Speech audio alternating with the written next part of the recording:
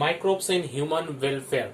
हमारे दैनिक जीवन में हम जानते हैं कि माइक्रोब्स जो हैं, माइक्रोब्स कहें या जीवाणु कहें, ये रोग उत्पन्न करते हैं, मगर इसके अलावा इनका कुछ अच्छा उपयोग भी है जो हम इसका दैनिक जीवन में जो इसको अच्छी तरीके से उपयोग कर सकते हैं। सबसे पहले देखिए, हाउस होल्ड में, घरों में इसका इस्तेमाल क्या है।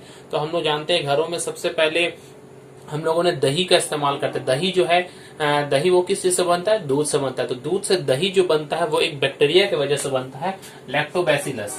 तो पहले इसका उपयोग हम लोग जानते हैं, ये हमारे पेट के लिए बहुत ही अच्छा है। और ये इस तरह का और भी उपयोग हम लोग जान सकते हैं, जैसे कि खमीर हम लोग जानते हैं, खमीर जो बनता है ईस्ट से बनता है, ये भी एक माइक्रो ऑर्गेनिज्म है। इससे हम लोग पावरोटी उद्योग में भी इसका इस्तेमाल हम लोग कर सकते हैं। वो जो ईस्ट है उसका नाम क्या है? सैकरोमाइसिस सेरेवसी। नाम देख ले, सैकरोमाइसिस सेरिविसेई। सेरिविसेई ये जो ईस्ट है, इससे हम लोग पावरोटी बनाते हैं। और इस तरह का जो आटा जो गूंदा जाता है उसमें अगर इसको डाल दिया जाए तो वो आटा फूलकर बड़ा हो जाएगा, ज्यादा हो परिमाण में, हल्का हो जाएगा और उसका इस्तेमाल पावरोटी बनाने में कर सकते हैं। इंडस्ट्रियल उपयोग क्या है इसका? इंडस्ट्रियल उपयोग हम जानते हैं बहुत सारे बैक्टीरिया हैं जो अल्कोहल बना, जिसमें फर्मेंटेशन या किण्वन की क्रिया करते हैं। तो किण्वन के द्वारा इसका अल्कोहल जो बनता है उसका इस्तेमाल में हम लोग इंडस्ट्रियल यूज में बहुत ज्यादा हम लोग देखते हैं।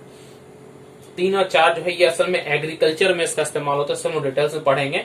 और एक है 5 नंबर सीवेज ट्रीटमेंट, मतलब जो नालियों का जो पानी होता है उसकी गंदगी को साफ करके उसका इस्तेमाल हम लोग कर सकते हैं। तो उसके लिए भी बैक्टीरिया का इस्तेमाल करते हैं, तो सीवेज ट्रीटमेंट हम लोग कहते हैं। ये दोनों जो है हमारे पास बायो कंट्रोल और बायो फर्टिलाइजर, इसको डिटेल से पढ़ना। बायो कंट्रोल एजेंट्स क्या है और बायो फर्टिलाइजर्स क्या है।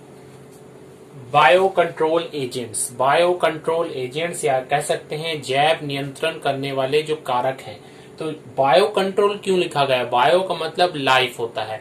तो यहाँ पर हम दूसरे जीवों, जो नुकसान करने वाले जीव है, उनका कंट्रोल करें, उन्हें पूरी तरीके से नाश नहीं कर रहे, क्योंकि वो भी हमारे इकोसिस्टम का एक हिस्सा है। तो यहाँ पर आप ध्यान देंगे, पौधों में जो भी फसल हम उगाते हैं उनमें कुछ रोग होती हैं और जीवाणुओं के कारण, और कुछ पेस्ट होते हैं जो बाहर से जो कीट पतंग आते हैं उनके पत्तों को खा जाते हैं और उनके फलों को खा जाते हैं, उन्हें नुकसान पहुंचाते हैं। तो हम लोग अभी तक क्या करते हैं, उनको केमिकल्स का इस्तेमाल करते हैं। केमिकल्स का इस्तेमाल करके उन कीट पतंगों को हम लोग मार देते हैं। तो पहली बात तो 100% कीट पतंग वो केमिकल से मरते नहीं है, और वो केमिकल वो पौधों में जाके उस पौधों का इस्तेमाल फिर हम लोग खाने में अगर करेंगे तो वो हमें भी बहुत नुकसान पहुंचाएगा। आजकल आप जानते हैं कि हमें जो कैंसर हो रहा है उसका मुख्य कारण यही है कि कैंसर का जो रोग होता है वो इस तरह के खाद्य पदार्थों के जिसमें केमिकल्स का इस्तेमाल होता है वो खाने से ही हमें हो रहा है। तो हम अब क्या करें, कैसे हम इन पौधों को पेस्ट से बचाए बिना केमिकल का इस्तेमाल किया गया? तो जैव वैज्ञानिकों ने एक विधि निकाली, उस विधि को हम लोग कहते हैं जैव नियंत्रण। जैव नियंत्रण क्या है? उन कीट पतंगों को एक दूसरे बड़े कीट पतंग या ऐसे भक्षी जो उसका भक्षण करते हैं, यानी कि उन्हें खाते हैं, उनका हम लोग इस्तेमाल करते हैं। जैसे एक पेस्ट होता है जो कि पौधों को बहुत ज्यादा नुकसान पहुंचाता है, खास करके धान की खेती में, जिसे हम लोग एफिडो कहते हैं। ये पेस्ट एफिडो जो होता है, इसको भक्षण कौन करता है? एफिडो का भक्षण करता है, जो भक्षण करता है वो बीटल है या लेडीबर्ड। लेडीबर्ड ये क्या है? ये एक तरह से लाल और काली धारियां इसके बदन में बनी होती है। ये एफिडो का जाकर उसे खा जाता है और पौधों को भी कोई नुकसान नहीं पहुंचाता है। इसके अलावा एक और है, मच्छरों से भी पौधों को बचाने के लिए हम ड्रैगन फ्लाई का इस्तेमाल करते हैं। तो यहाँ पर 2 बायो कंट्रोल एजेंट है, बीटल और लेडीबर्ड और ड्रैगन फ्लाई। किस किस से बचा रहे? एक को एफिडोस बचा रहे, एक को मच्छरों से बचा रहे। तो ये सब तो प्राणी है, बड़े कीट पतंग हैं। और माइक्रोब्स क्या है, जिसको माइक्रोब्स का भी इस्तेमाल हम लोग जैव नियंत्रण में कर सकते हैं। जैसे कि कोई बैक्टीरिया है वो दूसरे बैक्टीरिया को खाता है, इस तरह से आप अगर देखेंगे तो आपने नाम सुना होगा बीटी कॉटन का। कॉटन यानी कि जो होता है सूती होता है। ये कॉटन के पौधे जो होते हैं, रुई जिससे बनता है, ये कॉटन के पौधों में एक बैक्टीरिया उसका छिड़काव किया जाता है जिससे हम बीटी कहते हैं। तो इसलिए इस तरह का जो कॉटन उत्पन्न होता है उसे हम लोग बीटी कॉटन कहा जाता है। क्या है ये बीटी?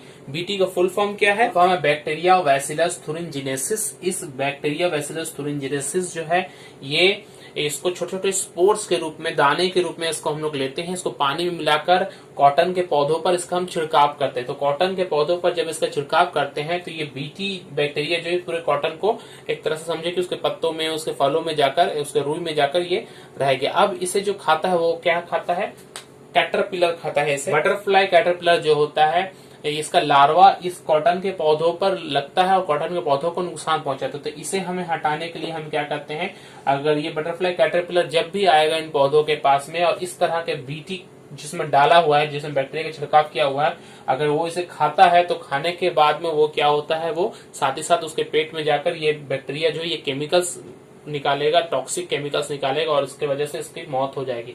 तो हम देखते हैं बिना किसी केमिकल का छिड़काव के हम कॉटन को इस बटरफ्लाई कैटरपिलर से, इसके लार्वा से हम बचा सकते हैं। तो इस तरह का जो कॉटन उत्पन्न होता है हम लोग क्या कहते हैं, बीटी कॉटन कहते हैं। दो और बायो कंट्रोल एजेंट्स का नाम याद रख लें। ट्राइकोडर्मा, ये असल में एक फंगस है, फ्री लिविंग फंगस है, मतलब ये खुली अवस्था में किसी के साथ मिला होने अकेले पाया जाता है और ये अलग अलग तरह के प्लांट डिजीज यानी कि पौधों के रोगों को बचाता है, पौधों को रोग से बचाता है। दूसरा है बैकुलो वायरस। बैकुलो वायरस जो है इसको खास बात यह है कि स्पेसिफिक है, इसे जिसके लिए इस्तेमाल किया जाता है, जिस जगह को मारता है बाकी को वो छोड़ देता है। तो इसका इस्तेमाल हम लोग करते हैं बहुत सारे इंसेक्ट्स और ऑर्थोपोडा संघ के जो जंतु होते हैं उन्हें मारने के लिए। ऑर्थोपोडा संघ जैसे कि टिड्डा होता है, ग्रास हॉपर जो होता है वो पत्तियों को जाके खाने लगता है। तो ये बैकुलो वायरस का अगर इस्तेमाल करेंगे तो इस तरह के जो जंतु जो पौधों को नुकसान पहुंचाते हैं उनसे हम लोग बच सकते हैं। हमने बायो कंट्रोल एजेंट्स और माइक्रोब्स में 3 एग्जांपल्स देखे हैं, ट्राइकोडर्मा, बैकुलोवायरस और बीटी जिसका बैक्टीरिया बैसिलस थुरुनजिनेसिस। तो ये बैक्टीरिया बैसिलस थुरुनजिनेसिस, बैकुलोवायरस और ट्राइकोडर्मा ये 3 तरह के बायो कंट्रोल एजेंट्स हैं माइक्रोब्स की श्रेणी में जो आते हैं। इसके अलावा कीड़ों की श्रेणी में जो आते हैं उसका इस्तेमाल हम लोगों ने देखा ड्रैगन फ्लाई का और बीटल या लेडी बर्ड का। जैव उर्वरक या बायो फर्टिलाइजर, फसलों की खेती में कुछ उर्वरक का इस्तेमाल किया जाता है, जैसे हम लोगों ने जानते हैं यूरिया का इस्तेमाल होता है, अमोनियम सल्फेट का इस्तेमाल होता है, अमोनियम नाइट्रेट का इस्तेमाल होता है। तो ये सब केमिकल्स हैं, कुछ ना कुछ नुकसान पहुंचाते हैं, मिट्टी को बहुत नुकसान पहुंचाते हैं। मिट्टी की धीरे धीरे उर्वरक क्षमता जो है, फर्टिलिटी जो होती है उसकी नष्ट होने लगती है। तो इसका इस्तेमाल अगर हम लोग कोई जैव उर्वरक का मतलब हो गया है कि एक तरह का जीव है, कोई बैक्टीरिया है जो उस मिट्टी में रहकर उस मिट्टी की उर्वरक क्षमता को बढ़ाता है। तो ये बैक्टीरिया करते क्या है, असल में उर्वरक क्षमता कहाँ से आती है, मेनली नाइट्रोजन से आती है। तो हवा से जो नाइट्रोजन है उस नाइट्रोजन को वो मिट्टी में लाकर मिलाता है। तो इसका इस्तेमाल, इसका कुछ बैक्टीरिया के नाम जैसे एजोटोबैक्टर है। एजोटोबैक्टर ये असल में खुली अवस्था का जो नाइट्रोजन होता है हवा से उसको ग्रहण करता है, डायरेक्ट नाइट्रोजन गैस को ग्रहण करता है और मिट्टी में लाके छोड़ देता है और मिट्टी में जो भी पौधे होंगे वो इसका इस्तेमाल कर सकेंगे। इसके अलावा एक और है राइजोबियम नाम का बैक्टीरिया जो होता है, ये असल में जितने भी दाल जातीय पौधे हैं जो दाल उत्पन्न करते हैं, जैसे मसूर का दाल या मटर जाति के जितने पौधे हैं उनकी जड़ों में ये राइजोबियम पाया जाता है और ये जड़ों में रहने के कारण उन पौधों को नाइट्रोजन का सप्लाई करता है। और ये जो है इसे हम एक तरह का सहजीवी बैक्टीरिया भी कहते हैं। सहजीवी क्योंकि ये दूसरे पौधों के साथ मिलकर रहता है, उसके साथ आश्रय लेता है और उसे फिर बाद में भोजन भी प्रदान करता है। इसके अलावा एक और है साइनोबैक्टीरिया। ये साइनोबैक्टीरिया जो है ये धान की खेती में ज्यादा इस्तेमाल होता है और ये भी एक तरह का जैव उर्वरक है। तो जैव उर्वरक में हम देख रहे हैं बैक्टीरिया को खास करके देख रहे हैं, एजोटोबैक्टर, राइजोबियम, साइनोबैक्टीरिया और ब्लू ग्रीन एल्गे, ये सब जैव उत्प्रेरक हैं।